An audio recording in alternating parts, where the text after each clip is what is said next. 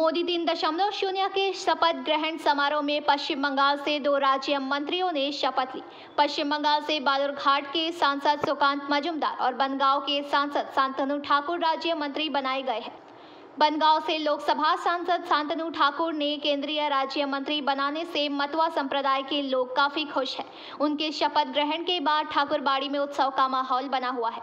मतुआ धर्म के गुरु हरिचंद गुरुचंद मंदिर में पूजा करने के साथ ही रंग बिरंगे पटाखे फोड़े गए।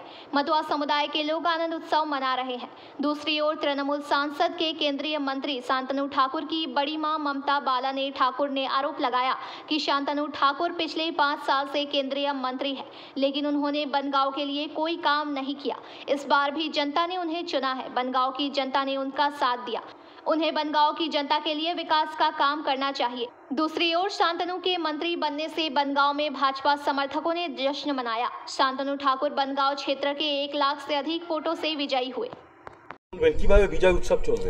প্রথমেই বলি, বাবা শান্তনু ঠাকুরকে জেতানোর জন্যে বনগাঁয় ভারতবর্ষের স্বরাষ্ট্রমন্ত্রী যখন এসেছিলেন, আমি নিজে মতুয়া মহাসংঘের পক্ষ থেকে দাবি রেখেছিলাম ঠাকুরমশাইকে দ্বিতীয়বারের জন্যে আবার ক্যাবিনেটে আনা, মন্ত্রিসভায় শপথ করবার অনুরোধ জানিয়েছিলাম। তিনি দাবি রেখেছেন।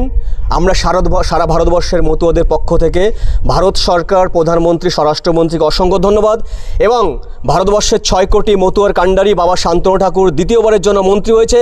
আগামীকাল ভারতবর্ষে যত হরি মন্দির রয়েছে, ভারতবর্ষে সমস্ত হরি মন্দিরে স্পেশালি বাবা হরিচাঁদ ঠাকুরের কাছে স্পেশালি পুজো হবে এবং সারা ভারতবর্ষের মতুয়ারা আগামীকাল। আপনার উপর আস্থা রেখেছে শান্তনুবাবু, কিন্তু আবার প্রমাণিত হলো যে শান্তনু ঠাকুর বনগাঁ লোকসভায় একজন যোগ্য মানুষ ছিল। যে যোগ্য মানুষটা বৃহত্তর বনগাঁবাসী দুহাত ভরে আশীর্বাদ করেছেন এবং আশীর্বাদের ফলস্বরূপ নরেন্দ্র মোদী দ্বিতীয়বার তাকে আবার মন্ত্রিসভায় জায়গা করে দিয়েছেন। এটা আমাদের বনগাঁবাসী নয়, সারা পশ্চিমবঙ্গ, সারা ভারতবর্ষের তপশিলি এবং মতুয়া সমাজের কাছে একটা আনন্দের বিষয়। এটা নিয়ে আমরা আগামী 1 মাস ব্যাপী ভারতীয় জনতা পার্টি এবং মতুয়া মহাসংঘের বিভিন্ন কার্যকর্তা রাজ্যমন্ত্রী হিসেবে দ্বিতীয়বার মন্ত্রিসভায় শপথ নিলেন। জনগণ তাকে সুযোগ দিয়েছে এবং পার্টি তাকে, বিজেপি পার্টি তাকে স্টেট মিনিস্টার আবার করেছে। 5 বছর ধরে যে কাজ করেনি মিনিস্টারে, আশা করব যে মানুষের, জনগণ যে সুযোগ দিয়েছে সেই সুযোগের জন্য সৎ উপয়োগ করে এবং মানুষের জন্য, জনগণের জন্য কাজটা করে। আপনি যখন শপথ নিয়েছিলেন রাজ্যসভার সাংসদ হিসেবে, বিতর্ক হয়েছিল, আজকেও শপথ গ্রহণ দেখলেন। Bureau report, PBTV news.